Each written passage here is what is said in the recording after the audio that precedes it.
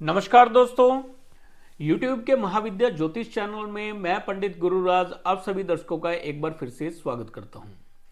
दोस्तों, YouTube के महाविद्या ज्योतिष चैनल के माध्यम से मैं लाल किताब, वैदिक ज्योतिष, यंत्र मंत्र और तंत्र से जुड़ी हुई अनुभूत जानकारी समय समय पर आप तक पहुंचाता रहता हूं। उम्मीद है आपको मेरी वीडियो पसंद भी आती होंगी। अगर वीडियो पसंद आती है तो वीडियो को लाइक करें, शेयर करें और चैनल को सब्सक्राइब भी कर लें ताकि ऐसी ही जानकारी आगे भी मैं आप तक पहुंचा सकूं। दोस्तों, पिछली वीडियो में हमने बात की थी चंद्रमा के खाना नंबर 3 के फल एवं उपाय के विषय में, लेकिन दोस्तों वीडियो बहुत लंबी हो गई थी, इसलिए मैंने वीडियो को वहीं पे छोड़ दिया और उसको नाम दिया चंद्रमा खाना नंबर 3 के फल एवं उपाय भाग 1। आज हम उससे आगे के फल एवं उपाय की बात करेंगे, तो ये वीडियो भाग 2 है।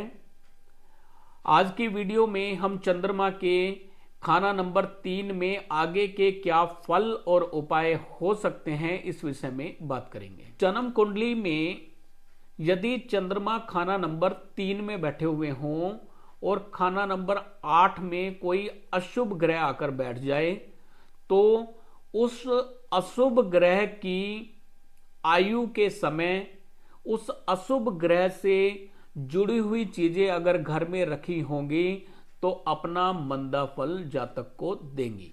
ये मैंने पिछली वीडियो में भी आपको बताया था, एक बार फिर से मैं आपको ये समझा रहा हूं कि कैसे।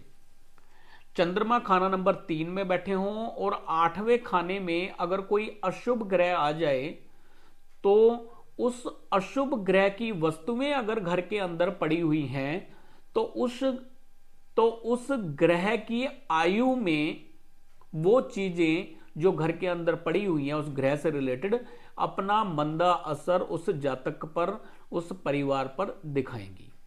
या 8वें साल में, 8वें महीने में या 8वें दिन वो वस्तुएं जातक पर अपना बुरा असर दिखाएंगी।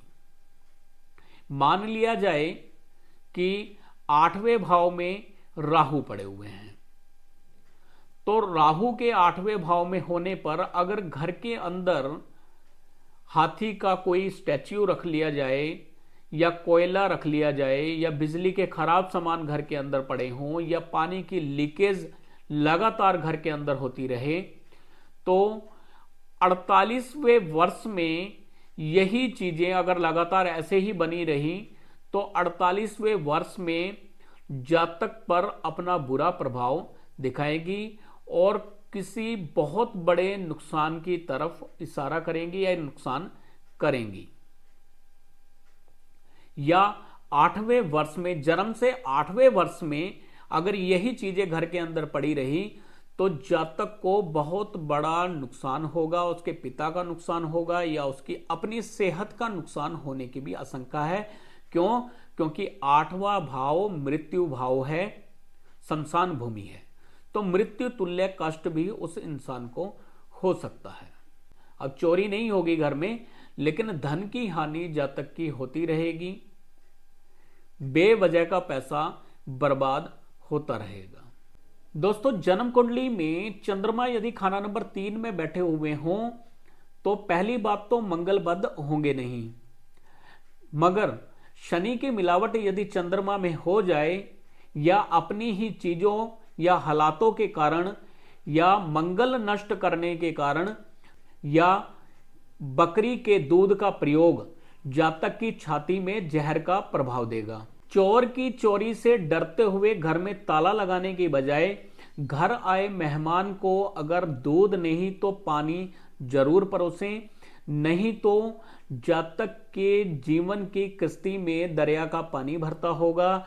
जातक वीरान जले हुए रेगिस्तान में तड़पता होगा, यानी जीवन उसका इस प्रकार का हो जाएगा जैसे एक रेगिस्तान, जलते हुए रेगिस्तान में कोई इंसान पड़ा होता है जहां पे उसको कोई सहारा नजर नहीं आता, उस प्रकार का जीवन जातक का बन जाएगा। दोस्तों, चंद्रमा खाना नंबर 3 में यदि जन्म कुंडली में बैठे हुए हैं तो धन की बरकत के लिए अगर लड़की पैदा होती है तो चंद्र की चीजों का दान, जैसे चांदी, चावल, दूध, इसका दान करना बड़ा शुभ रहेगा। बुध की पूजा करना शुभ फल देगा, बुध की पालना शुभ फल देगा। और अगर घर में लड़का पैदा हो जाए तो सूर्य की चीजों का दान, जैसे गेहूं का दान करना, गुड़ का दान करना उत्तम प्रभाव का होगा। धन की बरकत के लिए बहुत ही उत्तम रहेगा। दोस्तों, जन्म कुंडली में चंद्रमा यदि खाना नंबर 3 में राहु के साथ में है, या जातक के साथ में राहु का संबंध है, जातक ससुराल के साथ में रहता है या ससुराल के लोगों के साथ में उसने व्यापार किया हुआ है, तो ऐसे जातक को कन्यादान करना शुभ फल देगा।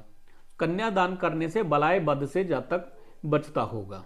घर के सदस्यों की गिनती बढ़ाने के लिए जब चंद्रमा के साथ में केतु आ जाए या केतु का संबंध हो जाए, घर में पुत्र प्राप्ति हो, तो सूर्य की चीजों का दान करना उत्तम फल का रहेगा। घर में अगर बेटा पैदा हो जाए तो गेहूं का दान करना जातक के लिए उत्तम फल का रहेगा, बलाय बद से जातक को बचाए रखेगा। दोस्तों, जन्म कुंडली में चंद्रमा यदि खाना नंबर 3 में बैठे हुए हैं तो गहनों की चोरी, मौत, जहमत से बचाव के लिए जब घर में शुक्र कायम हो, यानी घर के अंदर गाय लेकर आए, या शादी हो, या चंद्रमा के साथ में शुक्र हो, तो ऐसे समय में बनावटी सूर्य की चीजों का दान करना जातक के लिए अति शुभ होगा। बनावटी सूरज का मतलब है कि चीजें रंग तो सूर्य का हो लेकिन चमकदार ना हो, यानी गेहूं का दान करना भी यहां पे शुभ फल का रहेगा। दोस्तों, जन्म कुंडली में चंद्रमा यदि खाना नंबर 3 में बैठे हुए हों और खाना नंबर 10 में बुध या मंगल आ जाएं, तो अब जातक के भाई और माता के लिए चंद्र और मंगल की चीजें शुभ फल की ना होंगी, बुरे फल की होंगी। जुदाई या रंजिश आदि हो सकती है, लेकिन फिर भी जातक के अपने लिए चंद्रमा का फल उत्तम ही रहेगा और मंगल का फल भी जातक के अपने लिए उत्तम रहेगा। यदि जन्म कुंडली में चंद्रमा खाना नंबर 3 में है और 11वें खाने में केतु आकर बैठ जाएं, तो अब चंद्रमा का खाना नंबर 3 में वही फल होगा जो चंद्रमा का खाना नंबर 11 में होने पर होता है, यानी चंद्र और केतु का मिला हुआ फल अब जातक को प्राप्त होगा। माता और बेटे दोनों का ही फल यहां पर खराब हो जाएगा। चंद्र माता और केतु बेटा दोनों का ही फल यहां पर खराब होगा। मानसिक अशांति होगी, मन की स्थिति अच्छी नहीं रहेगी, माता की सेहत ठीक नहीं रहेगी। और अगर जातक की माता 40 दिन से पहले जातक के पुत्र को देख लेती है तो वो माता की आयु के लिए या माता की आंखों के लिए अच्छा नहीं रहेगा और पुत्र के लिए भी कोई शुभ नहीं रहेगा। वैसे तो माता के बैठे हुए पुत्र की प्राप्ति नहीं होगी। तो दोस्तों, आज की वीडियो में जो जानकारी मैंने आपको दी है, उम्मीद है आपको पसंद आई होगी। अगर कोई बात आपको समझ में नहीं आई है तो आप मुझे कमेंट कर सकते हैं, मैं अगली वीडियो में अच्छे से समझाने की कोशिश करूंगा। दोस्तों, यदि आप अपनी जन्म कुंडली दिखाना चाहते हैं, अपने बारे में जानना चाहते हैं, तो स्क्रीन पर दिए गए नंबर पर कॉन्टैक्ट कर सकते हैं। कुंडली फीस क्या है वो आप फोन पर जान सकते हैं। आपकी कुंडली का संपूर्ण विश्लेषण किया जाएगा।